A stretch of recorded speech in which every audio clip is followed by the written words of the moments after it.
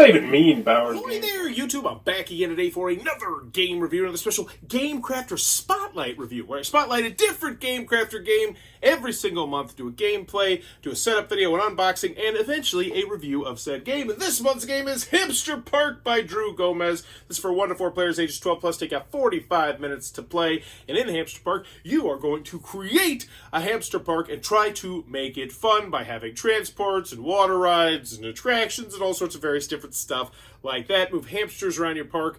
But let's take it to the table. I'll show you how it works, and then we'll get to the review portion of the video. Let's take a look at what you're going to get inside of Hamsterpark. So, first and foremost, each player is going to have one of these park entrance cards here. They're double-sided white cards. They stand out very, very nicely. And everyone's going to get 2 cubes on those at the beginning of the game. The cubes are going to represent hamsters that are going to be in your hamster park. They will also be used to keep track of your money, your fun, and your energy on your little score sheet right here. And each player is going to also get one of these.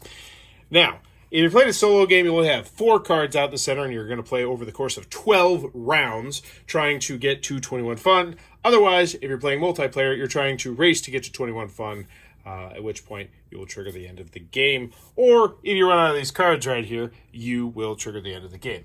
So, on your turn, it's really quite simple. First thing you're going to do is you're either going to go to the bank, which means you'll just get $2, bloop, your turn is over, or you can buy a feature card. The feature cards are out here. There's a couple different types of cards you'll see. You'll see the green ones, which are going to be attractions. You'll see multicolored ones, so this is a hazard and a utility. This one's a house, which will also have the house symbol here. That's extra good because that means you can also spawn hamsters to your park there. Transport, which will generally give you energy. So you're going to have 50 of these, as they like to tout on the front of the box, 50 unique park features. So on your turn, most of the time you're going to buy a feature card, which means you're going to look on the upper right-hand corner because there's going to be a cost up there. This one would cost you $1, $2. This one will actually give you $1, $3, and that one is free. So you take that card, and then you're going to attach that to your park. So let's just say we went free. We'll take these apartments right here. You'll notice that they have a little black and black around the outside, and then some spots where you can fill stuff in. You guessed it, that is how you're going to connect the different parks. So, and once you place it, it is there. So I'll place this right here, and that's actually going to give me 6 hamsters, which is fantastic. Go ahead and put 2, 4, 6 of these cubes onto one of the spots that have houses, so we'll just go ahead and do that. But apartments are not very fun, so that is actually going to lose us 1 fun. Womp, womp, womp. Now, can you go below 0 fun? I imagine is a question you're asking yourself if you've played many board games. And the answer is, well, the rules decided not to cover it. And that's something we'll cover more in the pros and cons. The rules definitely feel like they were not play tested enough or very well.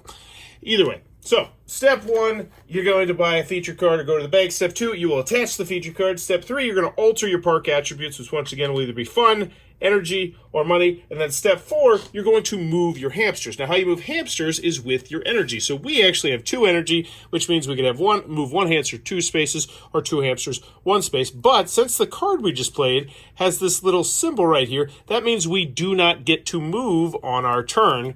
If you play one of these, you will get to move, hence the M. This will trigger right there. And then if you have bonus effects on your cards, you'll trigger them. So this one has no effects, but for instance, if there were 2 hamsters here, you would get +2 fun. So your goal would then be to place that into your park and then move your hamsters over to that spot.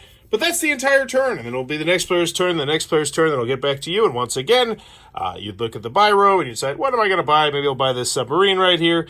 If it's touching a water card, +1, so hopefully we'll get a water card there later.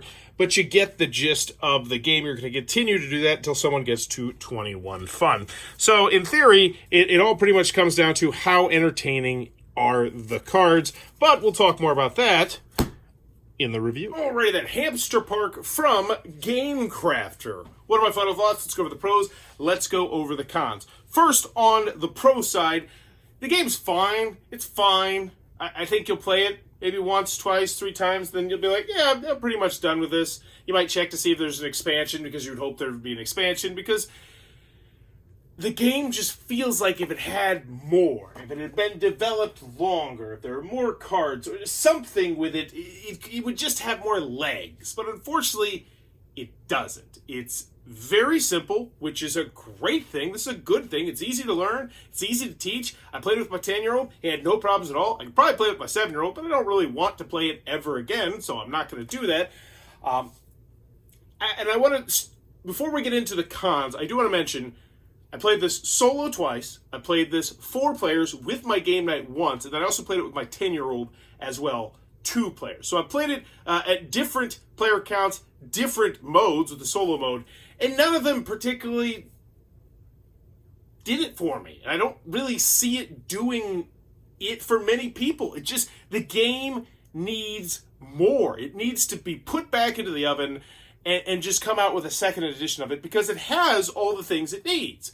It is easy to learn, easy to teach. It doesn't necessarily outstay its welcome too long. A little bit, but not too long.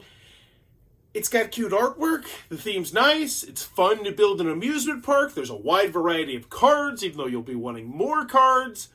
I thought we were talking about the pros. I don't really have anything great to say about it. Like, nothing about this game struck me as great. Everything was good and below. And in a hobby where 1,000 games come out every single year, that is just not going to cut it. It's also not a Board Game Geek, which is neither here nor there, but it'd be nice. Because, I'm sure somebody would come up with some alternate rules or something and be like, I feel like this makes the game better. It's just nice to have a little community there. Also, for rules questions, the designer of the game could come in and be like, hey, you can't do this, you can't do that. Because, let's just get to the cons. It's not, I don't think it's great. I barely think it scratches the surface of good. I think it's fine. Okay to fine. I think that's where most people who play this game would probably put it. I don't foresee people playing this more than, say, like 4 or 5 times ever.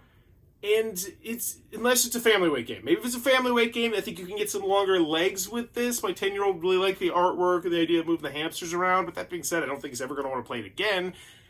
Partially because we have so many other games to play, and this one doesn't really do anything great. The rules could be better. They're not bad. They're not terrible. It's easy to learn the game. Oh, this is another good thing about the game. It has a very well done, it's got a well done how to play video, which they mention in the rule booklet, which if you have a how to play video, mention the rule booklet. It's always a great place to mention it.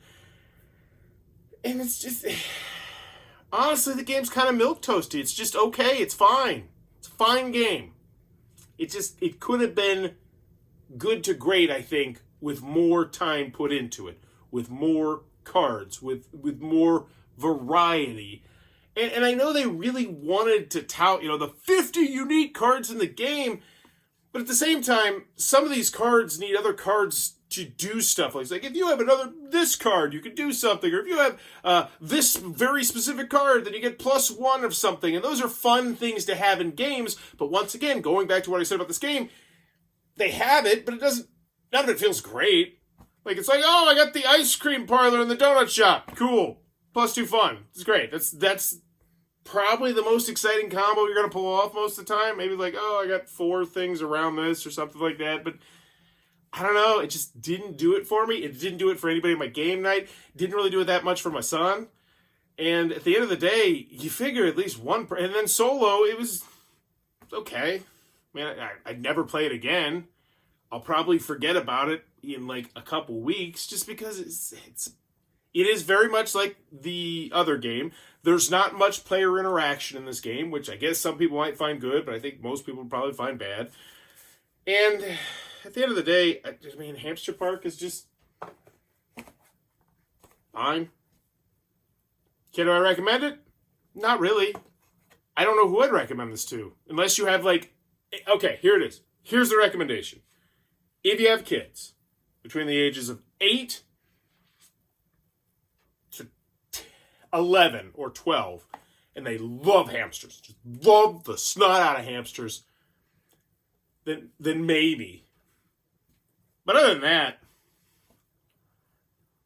I don't know. It felt like the game needed more time put into it, which I feel like I've said over and over and over again. So this one's Gamecrafter game. Unfortunately, the Spotlight game, a little bit of a dud there.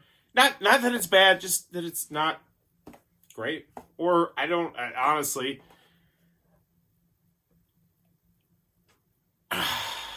Is there a difference between okay? I think it's more on the okay side.